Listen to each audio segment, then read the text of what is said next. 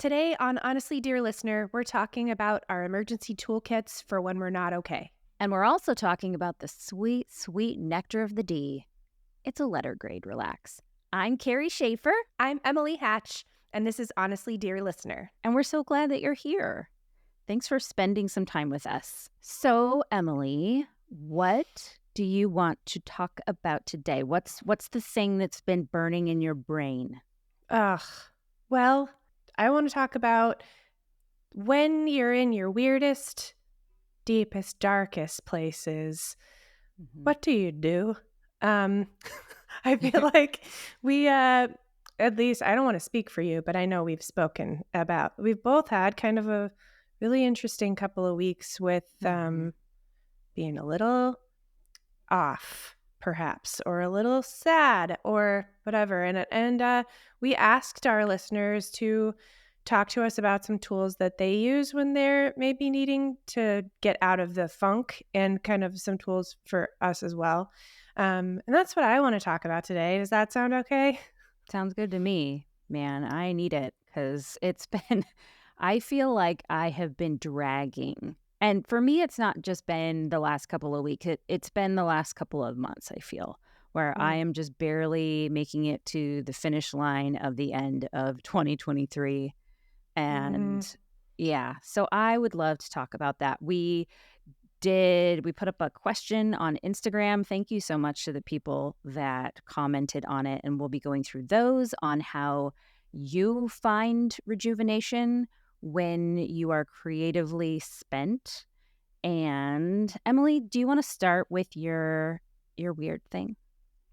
Yeah, my weird thing is this is like the heavy episode a little bit, because my weird thing is really cool, and emotion. So I I saw on Instagram, and I know he's on TikTok, a guy named Oliver, and it's Oliver Speaks One is his username.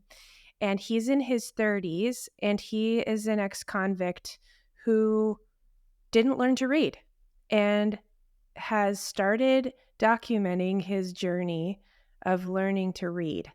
And it Wow. is like, I just want to cry. I'm going to cry this whole episode. It is absolutely bonkers amazing. And he shares some stories about his experience in school and teachers, and he has ADHD and struggling to sit and being punished for it. Mm. And not, I mean, and there's this clip last night that he said something, and I'm going to look it up, that I looked up to see if it was a quote. I just like lost it. He was moving trying to read this book, and he was getting like frustrated, and he started just like yelling affirmations to himself. And he said, "They don't need to know you, you need to know you." And I just like, Hmm. oh my god. And so that really hit me hard, like watching this really amazing, brave person document a journey that is so vulnerable. Oh and yeah. and just him yelling, "They don't need to know you, you need to know you," was like really huge for me. And I think like Mhm. about what we're talking about today, I don't know, I think I'm sure a lot of you relate to this with, we want attention, right, for our creativity. And it's hard to keep making things, worrying about whether or not anyone's ever going to care at all about what we're making. Um, and I have been struggling with figuring out what my actual, this sounds so like, "Bleh," but what is my actual motivation for making stuff? Mhm. Like, if I don't get immediate gratification for it, was it worth making? Like, what is my goal for myself? And yesterday I had a really bad day, and I was crying and just a mess, and I had a day off. So why not waste it being really sad? Um, and when he said that "you need to know you" thing, I was like, ugh, I I haven't had a chance to get to know me very well. And so it just hit me really hard. So I think a lot of it is that like there are so many ways as creatives that we can spend our emotional tokens and like putting ourselves out there, making the actual thing, trying to post the thing, trying to see if anyone, it's like it's so much energy out. But we talked about this a couple episodes ago. If you're like abusing the person who's having to do it, like you're never going to be able to make anything that is consistent and makes you happy and feel good. So I feel like I that helped me dig out a little bit, but I just as a side note, I don't really think social media has been the answer to most of my digging myself out things. So just for the record, that's not a tool, but you guys should follow his page. It's really cool. And We'll put yeah, his so information in the show notes for you. yep, yep. And Oliver Speaks one if you're just hanging out and want to look it up. So Yeah. yeah. It's so So that's that, and it ties in. Yeah. It's so interesting how we can hear things like we've talked about before, like knowing yourself and having a good relationship with yourself and, partnering with yourself in making things instead of whip cracking over ourselves to get stuff out into the world. And it's interesting how we can say those things, but the things will hit us at the right time, and it's the same stuff we've been saying, but it will be like an epiphany when it lands at the right time in the right place. Mm-hmm. And I think gosh, that is so powerful with something that we always just think, oh, every adult knows how to read, and then realizing that, maybe the school system or, you know, uh, ADHD or being on the spectrum or whatever it is, it has been a roadblock. And then to be able to share that struggle with someone that is probably such a vulnerable place, that's really cool. So we'll put that in the show notes if you're interested in looking up Oliver Speaks. And yeah. Tell me This about your last couple of months. I want to Yeah. know what's going on with you, So dude. we've talked about I have had the migraines. I did see a Hmm. neurologist. Woohoo! Got some Yay! preventative medication, so that it's not been helping 100%, but I definitely see a difference. So that's been helpful. Okay, so I'm in a year-long sewing program that just finished up, and our final project was selling things at a market here. It's like a Christmas market, and I sold a fifth of my inventory. Oh Now, before you yes, get too excited, I had only 5 things to sell and I only sold 1. So, but it is still a fifth of my inventory that's and a I'm fifth. yeah, and it's it was really interesting being at the market. I've never sold anything tangible that you could reach out and touch and feel, and it was fascinating how I set up my whole booth and people kept coming by and looking at I sold these, they're like bed bags, so they slip into between the mattress and the box spring and they kind of hang out from there, this pocket that has a whole bunch of other little pockets. Anyway, so It is when I so say, cool, by the way. oh, well, thanks. I'm like, I want one. Well, shoot. I I thought it was a clever idea. It was something that I myself needed, so that's why I made it. And it was interesting though, when the market started, all I wanted to do when anyone came by and looked at them and touched them and remarked about them is say, "Yeah, but they're not made as well as somebody's that has been doing this for a long time." Like, I didn't say Hmm. that, but that was right at the tip of my tongue, my first inclination was to apologize for them and Hmm. to show each person, each place on every bag that was a quote unquote problem, or Hmm. because all of them were totally functional. All of them looked good. It's just, when we make things, we know the things that are quote unquote wrong with it, even though Mhm. it's not readily apparent to someone else.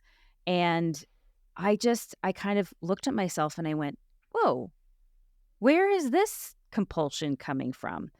And then I was thinking, this is not new. This is just new to this specific medium being sewing. But how many times have you done a performance on stage and people are like, congratulations, that was awesome. And all I want to do is say, yeah, but I messed up this part and this part and this part and da da da. But when I'm doing that, what am I really doing there? Because it's a surefire way of just dissipating the joy that that person is sending to you. Mhm. They had an experience with something that you created. They're sending energy to you, right? We talked about creative energy as a conduit, and we're not the final place in that. We're not the light bulb. We are a conductor of that energy. When I say, oh, yeah, but it's not that big of a deal, or I discount my things that I make or whatever, it is cutting off that energy, and that energy can't go anyplace anymore. Mm. Instead of saying, thank you so much. This was so fun for me to make, and this was such a joy. And so it was just interesting seeing that compulsion in a new medium, you Mm. know? Does that Mhm. make sense? Yeah, absolutely. Yeah, there was a large period of time that I would just argue with anyone who said something nice, uh, Yeah. to me, and it's like, I had someone once be like, "Do you know that that's hard for people?" Like, Yeah. it was a friend of mine. He was just like, "It makes, like, the person who said it feel stupid." Yeah. And I was like, "Oh, because I need a little guilt to be able to stop stop things." I was like, "Oh, you're right." Like, first of all, they didn't notice that, it doesn't matter, and I Right. love what you said about it stops that flow. Mhm. I think we some just a step further, we sometimes don't think about the fact that that person feels good telling you something that's good, Mhm. and you rejecting it is like Yeah. it's like, "What? Wait, does that mean Yeah. my experience wasn't valid?" You know, like, Mhm. yeah. Yep. I had to start just Totally. practicing saying, "Thank you so much." And Mhm. that little voice can run for a little while about all the stuff I fucked up, but, like, thank you." That's Yep. hard. I'm proud of you. Thanks. I'm trying, Emily. It's just yeah. So anyway, I got through that market, and so I'm feeling much more relaxed. And then the next part is that just my husband Seth has. We were talking the other day after the market. I was like, oh, I'm so drained of energy and da da dee. And we were just talking about how he was like, you never get out into Mm, the world. I mean, you go to school and that kind of thing. And I have a book club that I go to once a month, but he's like, you're never out. And I was thinking, well, yeah, I'm out. I go check the mail and I walk around the block a couple of times. And he was like, no, but like pre-COVID out.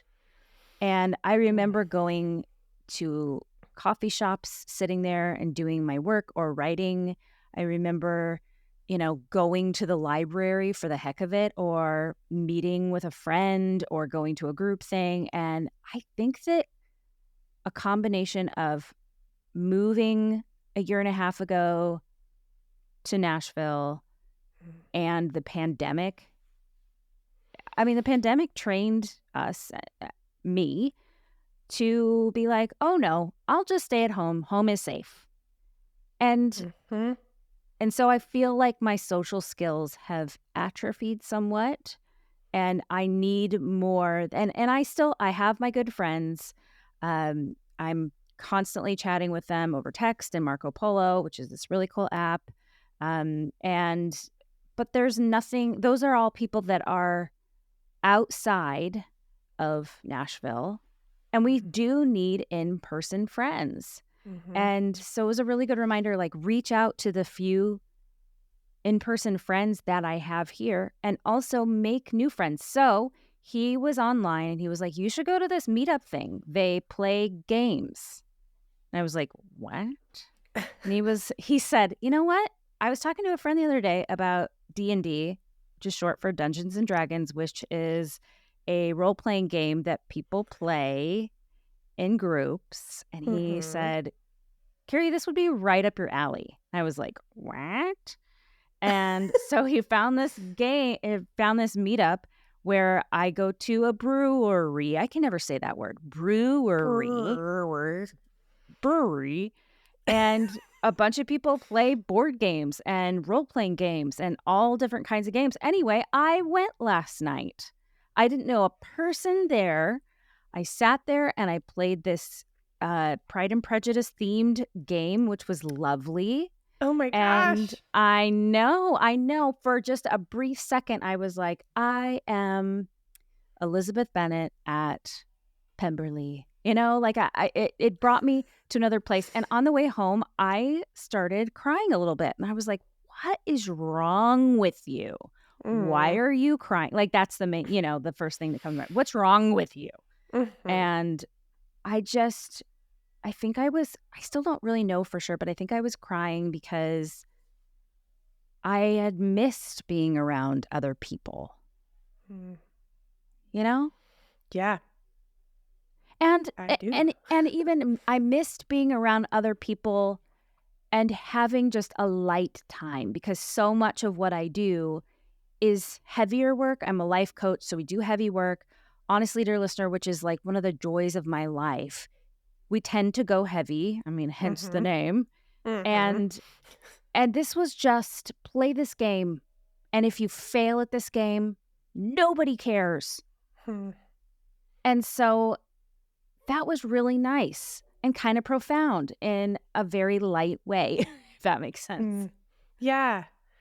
I love that so much, and I'm proud of you for doing it. Because I think Thanks. when we get into these ruts, it's sometimes hard to pull yourself out enough to allow yourself to go do something new and have fun. That's another Mhm. vulnerability. So, like, Right. I'm just so glad you did that. That's awesome.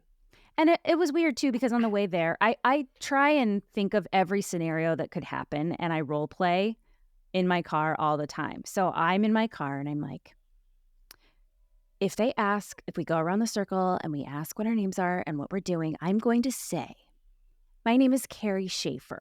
I'm not going to say, my name is Carrie Schaefer, and say it like a question. I'm going to say it as if it's a statement. My name is Mm. Carrie Schaefer, and I am a life coach, and da da dee dee dee. And I had all this script written out, you know, instead Mhm. of, and then by the end, right when I got there, I was like, this is stupid.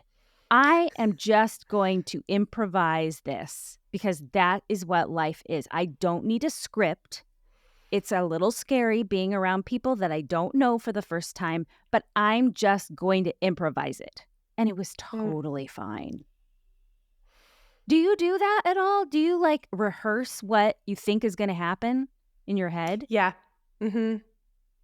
I don't think in social situations, but in like my version of scary things, I do that. Mhm. I'm like, and then they're gonna say this, and then I'm gonna say this. And I don't want it to come across as bitchy, so I'm gonna say it probably like this. But if they say that, then like the flow chart's gonna be, you know, yeah, I get it. Absolutely. Hmm. Yep. Make a And I plan.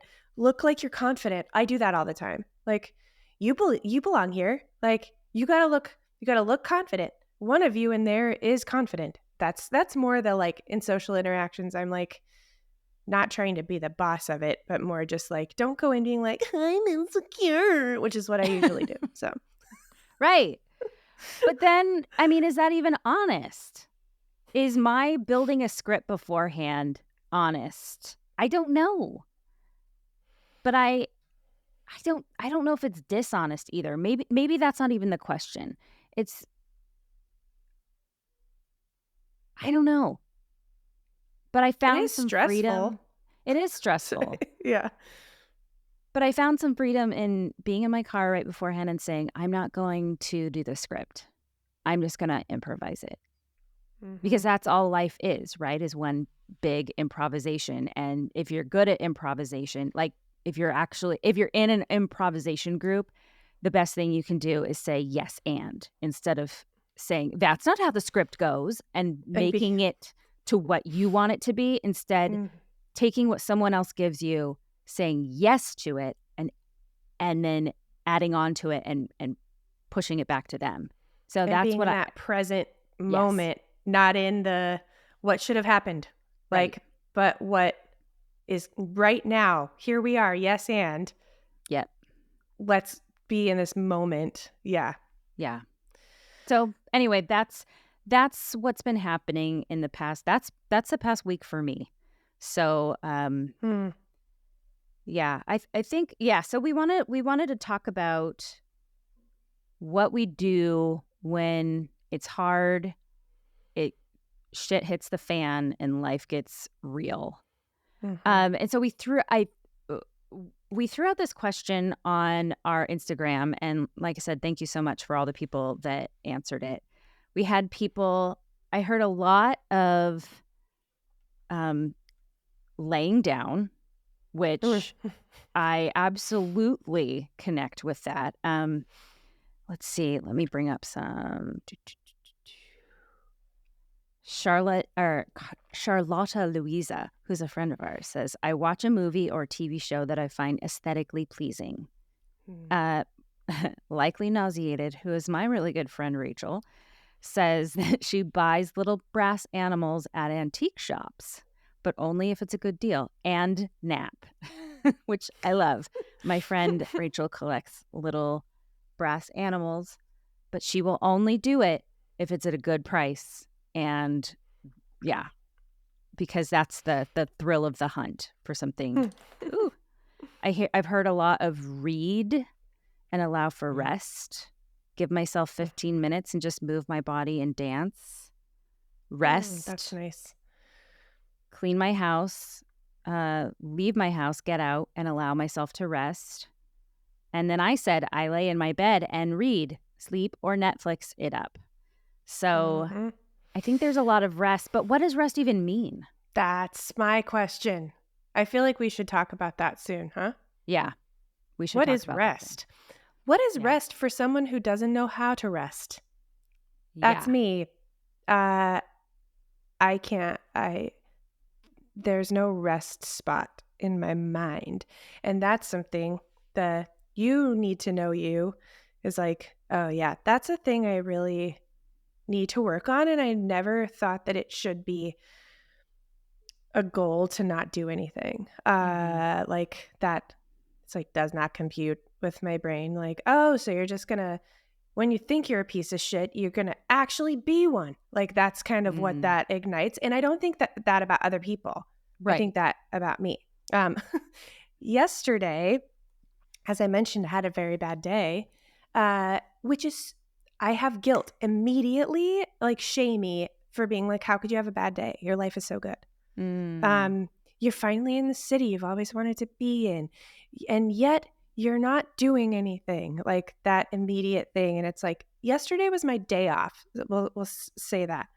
Mhm. Um, so my day off is supposed to be a day where I rest and I don't work, uh, and I don't know how to do that. And yesterday I talked to some friends. That was good on the phone again because none of my friends are here either in New York. Both of them were having a really, really tough time. And so we cried together. So that was really important. And I'm really glad we did it. That wasn't restful. And I was like, not, I wouldn't trade those conversations for anything, but I think it's important. I realized after that, like, that's probably partially why I was like, oh, I've spent hours not doing anything. Well, I was doing something, but I was also like sad in that. I also recently found out that my friend passed away. So it was like Oh, a very friend. just a lot of heaviness, you know. Mhm. And then I was supposed to go to a show last night, um, and I didn't go. And that is not like me either. I am the person who's like, come on, bitch, put on your shoes. We're going somewhere. And I was going by myself and I was going to see a voice teacher who is a singer, who is like a famous vocal coach who I envy. And was playing at a place I want to play someday. And I thought, I cannot do this today, Mhm. So I didn't go. And then I was ashamed for not going because then I didn't do the thing. So one of my tools, like what happens when these tools aren't working, right? One of my Right. tools that I use when I'm feeling like low is I plan an activity or I make myself go outside or like do whatever. I could not do any of that yesterday. Mhm. I couldn't make myself go to this concert. I didn't want to go for a walk. And our roommate, who is not here very much, was here very briefly last night. And I said, I'm really concerned about whatever this is because I just want to lay down. Mhm. And I'm an anxious person. I'm not a depressed person. So like this is not hitting me very well. And he's like, have you ever had time to be depressed? Mm. And that may be like shitty for those of you who struggle with depression. So I'm not trying I'm talking about my experience with Mhm. depression. Um no, I have never had time because as a lot of you know, I've been a single mom since I was 19. Well, I was married at 19. Single mom since I was 22 or 23. You don't have time. Maybe you want to lay down and you don't want to go to your 3 jobs, but you have to go because if you don't, Mhm. your kid isn't going to eat or be able to go to school with stuff. Uh, Yeah. so I'm in New York now. I have time. I don't Mhm. have time. I'm broke. I can't do that. It's New York. And I just laid down and cried. Yeah. However, I was starting to spiral real bad. And I'm proud of myself because what I did was I was able to tell myself it's okay to lay down. Oh, Mm. I feel so weepy. Ugh. It's okay to lay down. And it's okay to be nice again. I had to remind myself. I just get sick of going through, I don't know if you guys relate to this, but the same shit over and over. We've talked about this on the podcast. We have solutions, Mhm. but I don't remember those all the time. So Yeah. in that moment, I remembered Mhm. I am the person who can be good to me. And I need Mm. me to do that right now. Like, I'm alone. I'm sad. I have to be nice to me right now because that's the only person that is here with me to be good to me. Yeah. So that's what I did. I laid down and I was like, oh, you forgot. You're Mhm. safe here. Mm. Okay. Crying on the podcast again. Emily is a crier. So just so you guys know. But yeah, like that day was not a wash. It was a good day Mhm. because I, in the spiral, was able to be like, oh, it's okay. It's okay. You're here Mhm. for you. This is okay. So it was a good day, wasn't it? Like, not in a gaslighty way, but not every day feels good, Yeah. but it can still be productive when you're being able to be a little bit more kind. That's productive. And I have to tell myself that or else I get really like, you didn't do anything. Right. So, I yeah. think it's such a time to celebrate when we can be in a spiral and remember ourselves and remember, oh, I'm the one. I'm the one that is safe for me. I'm the one that is kind to me. I am the one that is for me. Mm-hmm. What and I don't think celebration means like, "Hey, I'm throwing a party and I'm jumping up and down excited." It can be that, but I think even in the hard slog of I'm in a downward spiral, just knowing that you went there, that your brain went there of saying, "No, wait, I have to remember this." Like, that's huge. That means to me, that means that new pathways are forming in your brain when Mhm. you're able to walk down that road and say, "Whoa, whoa, whoa, whoa, whoa. This isn't the road that I want to be walking down. I'm going to make an increment, even if it's incremental, an incremental change to the right or the left, because this is a very worn path for me. And I'm realizing it's not the path that I want to go down anymore. I have Mm. better tools than this now." Mhm.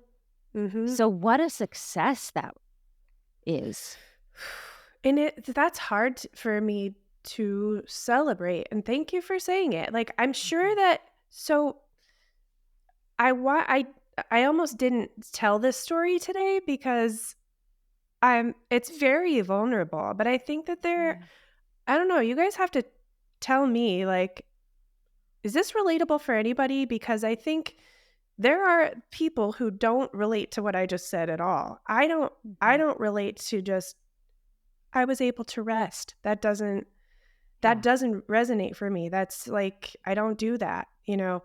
Um so yeah, tell me what you think. Not that you have to validate me. I'm just wanting you to know if you feel that way, you're not alone. And a lot of us who are just like you have to do. I think most of us feel that way. But some of us are like on hyper anxiety mode of that. That's where I'm Mhm. at. Um like you're not by yourself in that deal. Mhm. Sometimes taking care of yourself is just reminding you that you've got your back. Sometimes it is reminding you that you could go to bed at 10 instead of going to that show. Like sometimes it's just that simple, you know. And Mhm. if you're in a place also where you don't have the this sounds so messed up, but with my heavy sarcasm, the luxury of being depressed, you don't Yep. have time, Yes. you can still have moments where you're like, "Hey, it's okay. I got you." Like, you can still have those moments of self-care and being like, "You don't wanna do this, and I'm sorry you have to. I'm Mhm. really" like, you can still have those moments for yourself, and they Yeah. might just be a moment. The other thing I wanna share really quick is I had a student who is going through a lot, and she's been really sad about Christmas. Her life looks a lot different this year after divorce with kids and a lot of things. And she has worked her ass off this year to pull the spiral to an upward one. And she said Mm. this the other day, and I just loved it so much. And it reminded me kind of what we just are talking about. She said sometimes the spiral is going up, but it feels like you're just still there's the scenery hasn't changed. Mm. So Mhm. sometimes you're still circling and seeing the same shit that you were seeing, and it feels like it's barely at a different angle at all. It's still Mhm. there. She's like, but you are getting farther from it. She's like, I'd like to feel like it's still a spiral, but maybe it's going up, and it's okay if I see it. Maybe next time it'll be just a little farther away. Yeah. And I was like, ugh, I love that tool. Yep. Like, so Absolutely. I my thing that I didn't answer in the story is that I like to listen to books um, that are like motivating. And then sometimes I like to go, okay, I can't do that right now because that's triggering something weird for me, and listen to a book that has literally nothing to do with anything at all. I Mhm. really enjoyed Circe. That was a great Mhm. book. Just another world, another story that has nothing to do with anything I'm doing. And just listen to the book and Yes. get lost in that other little world for a bit. Mhm. I think it's interesting you brought up the spiral thing because I think sometimes, what she was saying is sometimes you don't know if you're spiraling up or down or maybe spiraling in the same place. Hmm. It's interesting how I will not even realize that I'm spiraling down. And it's like my body knows, but my brain doesn't know. And it's I have a hard time recognizing when that happens. And for me, it Mm, looks like spending a little too much time in bed. And it sneaks up on you. At least it mhm, does for me. I'm spending a little bit too much time in bed. My social media consumption is ticking up there, and I will look at Mm. my screen time and it'll be like 5 hours. And I'll be Oof, like, yeah. "Are you serious? I was online for 5 hours today." And Mm, sometimes it's 8, sometimes I mean, like, and I don't say that as a shame thing. It's that I will not even realize that I'm doing same. it. I'm sitting there Yep. on the couch, or I'm sitting there at the DMV, or I'm sitting at wherever it is, and my first thing is to pull out my phone and look at it. And my finger just naturally goes to that social media. And so I do a lot more of that when I'm downward spiraling. I Mhm, will watch the same comfort movies over and over and over again, like the mm, A&E, Colin Firth, Jennifer Ely, Pride and Prejudice will be on repeat, and I'm going, but it's like my body will want those things before my brain even realizes you're downward spiraling. mhm. And It's that so subconscious mhm. thing that's like pull, just this little pull, yeah. Yes. But so having the awareness of, okay, this is what downward spiraling looks like for me. Here's the very beginning of it. Okay, you might be eating less, you might be eating more, you might be I just know the things that look like downward spiraling for me, and it makes me go, "Whoa, okay." Not that any of those things in and of themselves are bad. It's not bad to watch Pride and Prejudice. Social media isn't inherently, this well, I don't know. It's that's another episode on social media and what it's Mhm, doing yeah. to our brains, but, I these do things love aren't. that that's depression Barbie though, like, Uh-huh. is watching Pride and Prejudice, Oh my just gosh. Yes. Okay, so watching a quick thing, watching the Barbie movie, I had no I mean, like, that whole sequence came up about depression Barbie. Okay, if you haven't seen it, they're going through the movie, and then it's like a minute and a half sequence of depression Barbie. She's complete with tissues and junk food and da da da. And then one of the things was watching Pride and Prejudice. I was like, and it "What?" was A&E, it was the It was A&E the to Pride and A&E Prejudice too. version. It was that exact version that I go to when I'm downward spiraling, and Seth looked at me and started laughing, and I was like, "Wait, I thought I was the only one that watched this specific movie." I'm not! I'm like Mm. I'm like a trope up on the screen, like, here I am all thinking I'm unique and, like, special in my depression, and here this major blockbuster movie comes out and is like, "No, you're not." So Even my depression isn't special. yeah. I just want something to be unique about me. So bad. Ugh.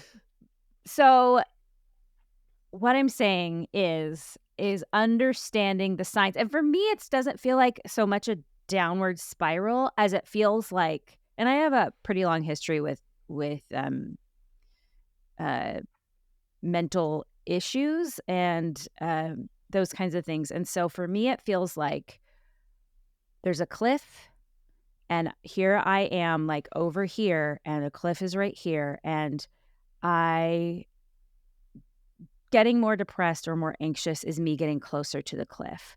And there's a Mm, point at which I fall off, which is, like, major, like, "Oh, this is a 3-month episode," or whatever. I've only had a mm, couple of those in my life where I've had major, major anxiety moments where I was on the couch at my mom's house watching Pride and Prejudice for, like, 2 months and not eating and, mm, not being able to see anyone and having a Xanax time. Like, those are scary, scary mm. times. Those are falling off the cliff. That is my body and my brain dumping a whole bunch of anxiety chemicals into my body that it takes 3 months to recover from. Wow. Um, but recognizing I have a whole field of distance in front of the Mm, cliff, and there's a lot I can do before that point. So it's 1, it's recognizing all the warning signs of all of that, and then 2, what do you do? Well, it's so interesting because I know the right things, Emily. I know, mm, okay, girl, drink your water, get enough sleep, move your body.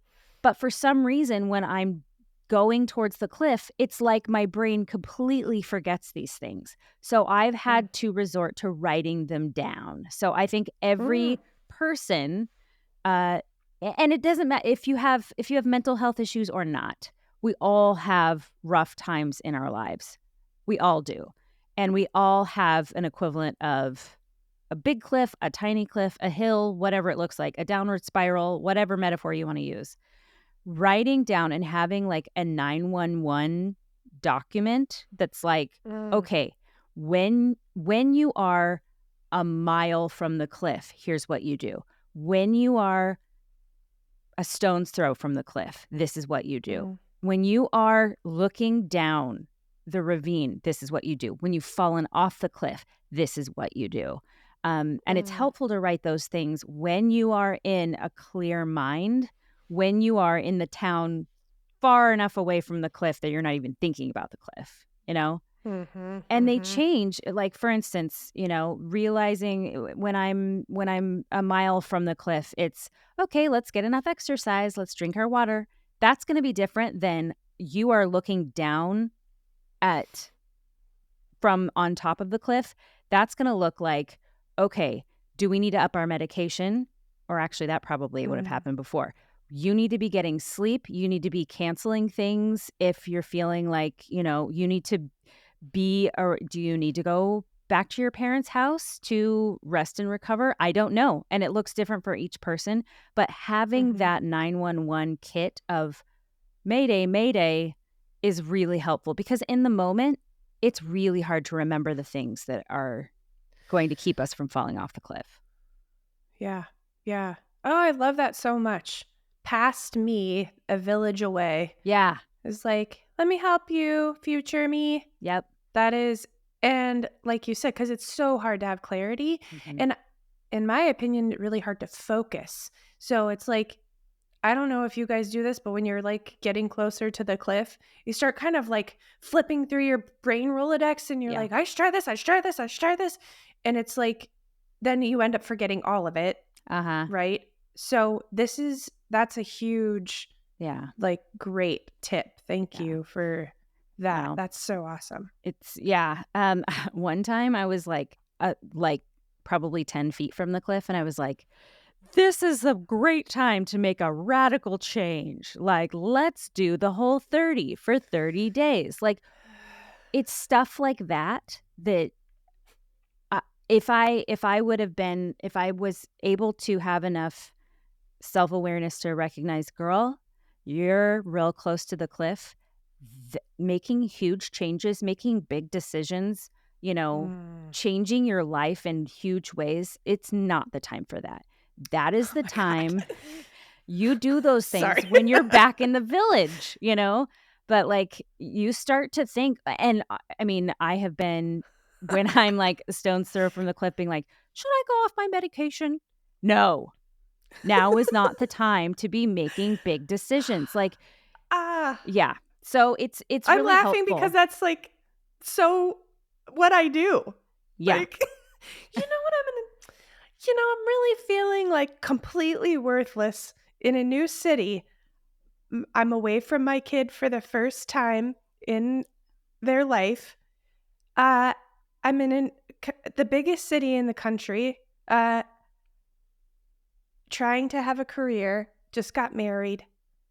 This is probably a really good time to embark on a weight loss journey Oh gosh. and quit drinking.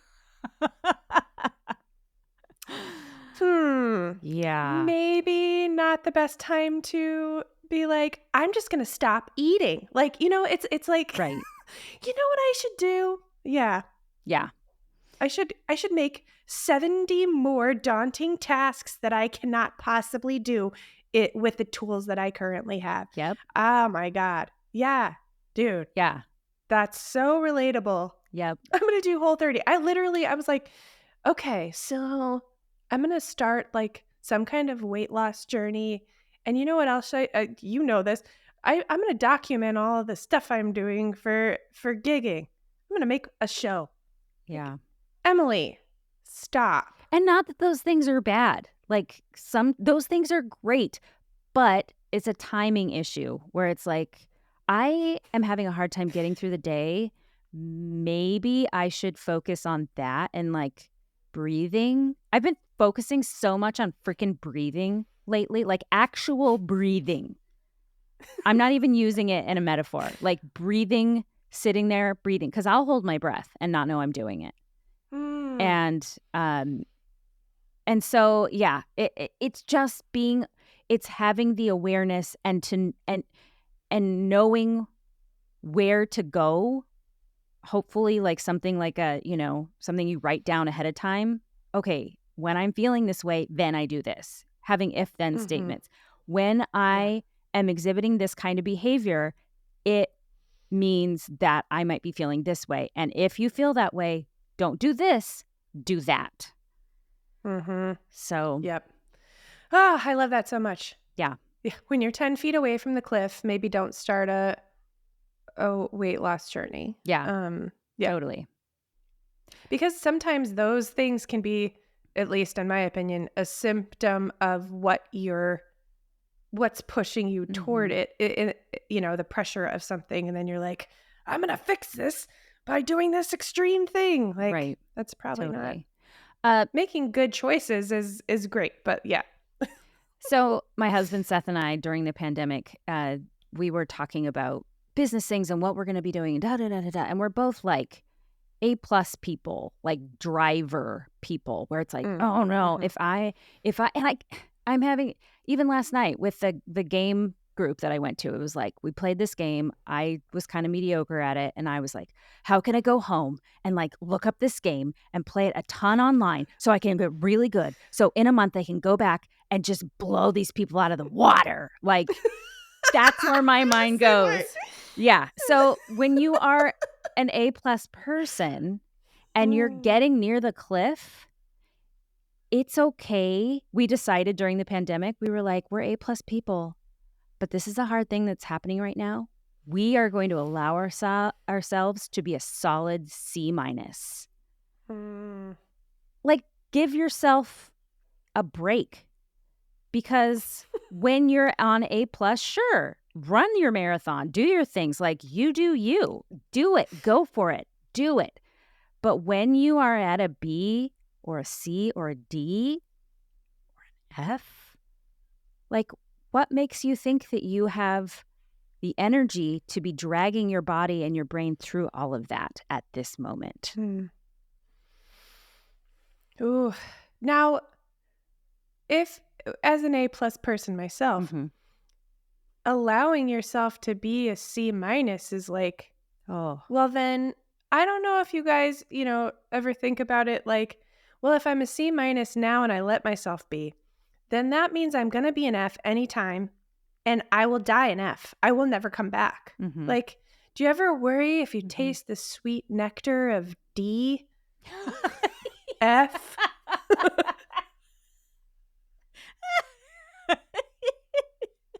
Yes, tell me about the sweet You'll nectar of never D. come back. And F, they both work. Oh my gosh, Emily, you just made me ugly cackle on our podcast. Tell me Once more you about that go, sweet you nectar. never come back. You never come back. Oh, man. Woo. But what if you let yourself fall into that category? Yeah. What if you just like, okay, that's it. Like, I might as well resign to the fact that I'm going to die at 48 on Skid Row. That's where I go. Do you really think that you're going to stay there, though? Do you really think, knowing yourself, do you really think that if you allowed yourself to be a C- when you're not feeling it, but when you do feel it again, do you really think you're going to stay at a C-? Really? I think because I have definitely been a C-, so this is a whole thing. I've been a C-, but I haven't let myself, if that makes any sense. So I've been like, Mm-hmm. no, no, no, no, and pulled myself out. So I do wonder, like, Mm-hmm. and this is what my life has been this last year, has been this. Like, what if that's not, like, what if you could just be not a superstar? Okay, why don't we just relax a little and be a human?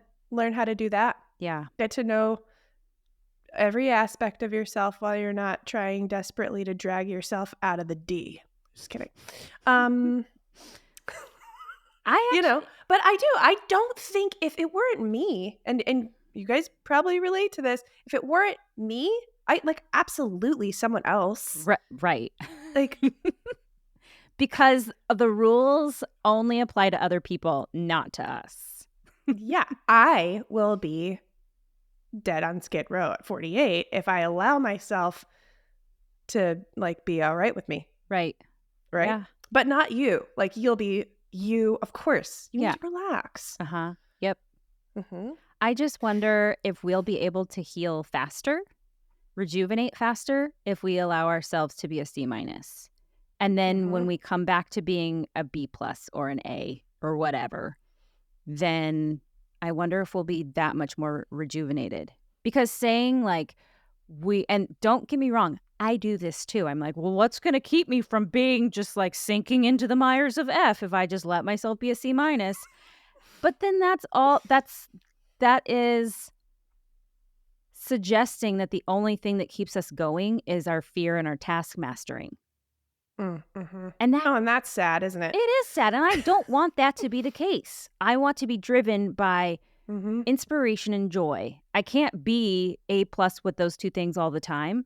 But like when I am, like I want it to be because joy catapulted me there, not fear scrimped and pinched to make ends meet to get me up to a place of joy where I can create stuff, Yes. I love that so much. And the timing of this is so great. I am not lying. It's on this notebook that's sitting here. Last night, when I was weird, right before I went to sleep, I wrote on a notepad, I forgot, I love me. Yeah. And then I wrote, you can't make anything if you're not okay and being good to yourself. Like, I can't do anything if I'm not okay first. Yeah. And I put the notebook by my head and slept next to it. Oh, Emma. And I woke up and I looked at it. And I was like, okay. And then I got up and I took a motherfucking walk and I ate breakfast. Okay. Like, this is the bottom line, right? Like, we have to be good to that part of ourselves. I mean, I joke about all this shit and I do legitimately feel like that so much. But like, the change happens in those little moments over time because it's a subconscious force that's always running something in the background. And the more we can move some things into the conscious and be like, hey, love you. You're doing okay. Just a little bit. Yeah. I'm not going to feel like that all the time, though. Yep. When you said that about the notebook thing, I just got a wash of just feelings about it because I have been there. I remember the notebook was blue. It was right next to me. I remember sleeping with, that is so weird and awesome that you said that. Because I remember sleeping with a notebook where I would, in some of my, 3-month stints of having just terrible, terrible anxiety, I would be clear at night for some reason. My anxiety would drain away probably around 4 or 5, probably around 5 p.m. I would be totally normal, quote unquote, like no anxiety. And I would use that time to write, don't forget this, don't forget that, and all these things. And I would sleep with the notebook, and the worst anxiety time that I would have was in the morning. So when I would wake up and realize I'm awake, and this sheet of just anxiety would just fall over me, and I would have the notebook right next to me. So that is so interesting to me that you said that, because that is exactly what I remember doing. Wow. That's wild. Yeah. Well, there's a tool for 10 feet away. Yep. I was going to say from the D, but I'm not going to keep that. I'm not going to keep making that joke. You guys, stop asking. I mean, the sweet nectar of the D is probably, I'm going to have to get a tattoo of that somewhere. God help us all. Yeah. All right. Oh, yeah.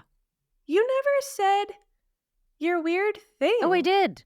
It was the group the Oh. gaming group that I went to. That was it's not Oh. weird, it's just it was a new and noteworthy thing that I did. So, And I mean, I for one think you should push yourself to be the best Pride and Prejudice role play oh player. my I'm sorry, gosh, but I yes. think you're really gonna miss an opportunity if you don't Oh, man. obsess about this because I I need you to do that for I'm just You know kidding. what I want? And this is all I'm asking for 2024. Okay. Ready, universe? Here, it's coming at you. All I want is to be in Stranger Things, but without all the scary whatever. I want to be that group of 4 kids down in someone's safe 1980s basement with like Totino's pizza rolls and, fish sticks and whatever else we ate in the 80s and 90s.